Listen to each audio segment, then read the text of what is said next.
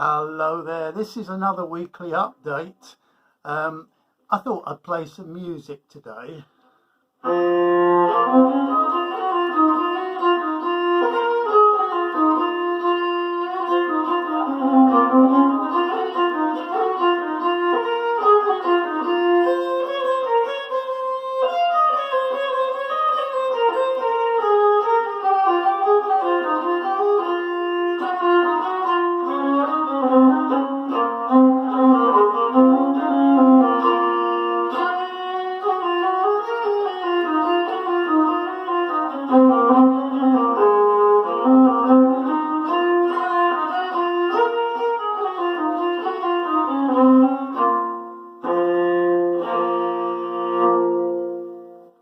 I played that melody because I'm currently working on a video, putting synthesizers in and everything else into that particular melody. So it should sound quite good, and I'm hoping to have that up on YouTube within a day or so. The tuning is unusual on this fiddle because it's F, and then it's A, then F, and then C. Unusual tuning. I was inspired this morning, something I read about somebody, and I went and looked at this lady playing violin, and she's from the Middle East, and she was obviously playing in one of the Arabic tunings, and it was fascinating. So it kind of inspired me, and I had a go myself. And anyway, I'm putting together a video at the moment. Also at the same time, I've been tinkering around with the idea of impulse responses. I absolutely love this technology.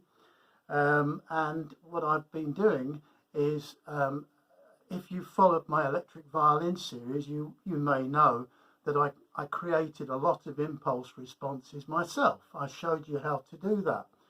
And I've been using those, and I thought, well, let's see how far we can go along the route without having to splash out any money.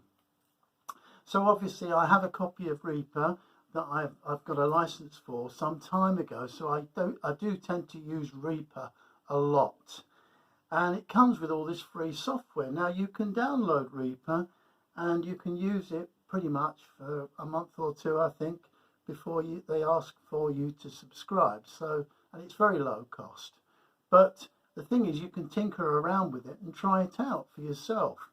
And there are lots of plugins there, so I've been using those plugins, plus the impulse responses that I've made myself, plus some other plugin software that I know is available free of charge from another very good plugin designer. And yeah, you can come up with some quite good sounds.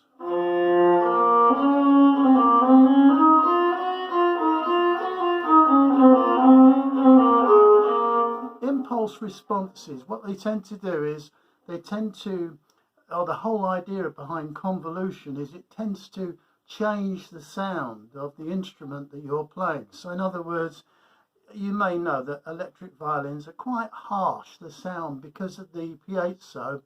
It's very good at picking up every single sound on a violin, and consequently you need to sort of blanket some of those sounds out. So what you do is you bring in another sound and you blend the two sounds together, and it's called convolution. It's very clever technology, and you take recordings of other instruments. You take an impulse recording. It's a very sharp sound, like a clap or something like that. I tap the violin.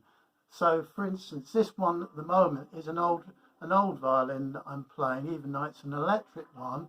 The impulse I'm using is from this violin here, which was the first one I ever bought down in London. So it's a really old violin, I think. It's not particularly expensive or anything, but it's got its own tone. This is the one I use for old time fiddle. And it's this one. I tapped the bridge, took an impulse response, a short recording, and then wrapped that over the top of the sound of this violin, this electric violin. So you get a kind of blend between the two.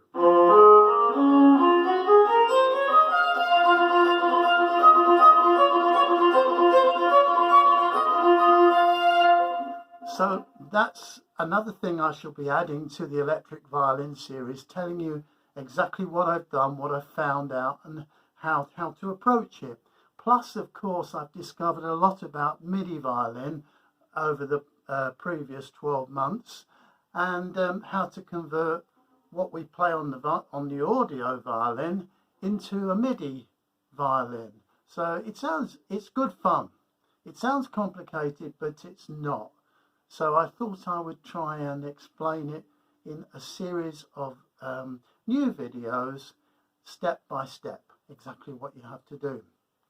But it's all good fun, it's experimental, and I think we're so lucky being violin players, fiddle players, because we can try out all these fascinating new technologies. So there we are. Okay, so that's this week's update. A little bit behind schedule, but nevertheless we're here now, and enjoy your fiddle playing.